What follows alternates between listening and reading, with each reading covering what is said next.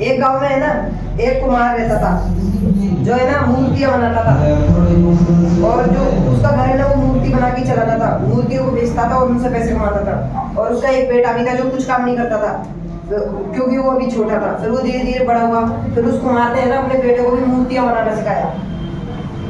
फिर जब उसने पहली बार मूर्ति बनाई ना, तो उसके जो पिताजी थे ना उससे सही मूर्ति बनी थी और बिकी भी थी वो, है ना। फिर उसकी जब वो इतनी अच्छी बिकी थी ना, फिर भी उसके पापा ने उससे बोला कि कुछ ना कुछ कमी निकाल दी। फिर वो और अगले दिन बनाया, फिर उसमें कमी निकाल दी।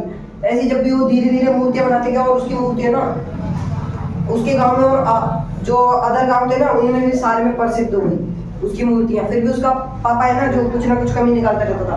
फिर उसने एक दिन सोचा मैं इतनी अच्छी मूर्तियां बनाता हूँ मेरे पापा से अच्छी, और इतना पैसा कमाता हूँ, फिर भी वो कुछ ना कुछ कमियां निकालते रहते हैं मेरी मूर्तियों में, फिर भी कुछ ना कुछ कमियां निकालते रहते थे। तो उसने सोचा मैं है ना इनसे अलग हो जाता हूँ और अलग पैसे कमाऊंगा, क्योंकि मैं इनसे ज्यादा पैसे कमाता हूँ। फिर वो अलग हो गया। फिर वो एक दूसरी जगह पे उसने दूसरा घर ले लिया जो जो उसने पैसे कमाए थे, और फिर वही वो मूर्तियां बनाने लग गया दुकान में। जब वो मूर्ति बनाने लग गया ना, जैसे उसने मूर्तियां बनाई, फिर अचानक से उसकी जो दुकानदारी थी वो कम हो गई, और उसकी मूर्तियां ना जो किसी ने नहीं ली। फिर उसने सोचा ये क्या हो रहा है। फिर वो धीरे धीरे उसका धंधा पूरा चौपट हो गया, और फिर उसकी मूर्तियां कोई नहीं लेता था। फिर उसके पापा का काम भी सही चलने लग गया था।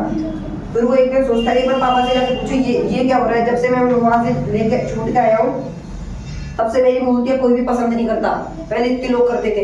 तो वो एक दिन अपने पापा के पास जाता है, तब उनसे माफी मांगता है ना। तो पूछता है जब मैं आपके पास से गया हूँ ना तब से मेरी मूर्तियां बिकना बंद हो गई हैं। तब उसके पापा ने उसको बताया जब तू कोई भी काम करता था या कोई भी अच्छी चीज करता था ना, तब मैं उनमें कमियां निकालता था जिसको तू सुधारता था, इसलिए तू अच्छी बनाता था। जब मैं कुछ बोलता था फिर तू सोचता था ये मेरे को बार बार क्यों बोलते, अगले दिन है ना मैं इससे भी अच्छी बनाऊंगा, इसीलिए तू करता था। जब से फिर वहां पे तेरे को ना कोई टोकने वाला था ना कोई करने वाला था, इसलिए जो तेरे मन में आया तू वैसे ही करते गया।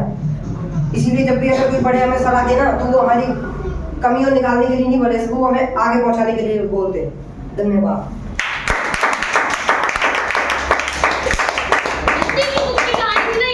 कुछ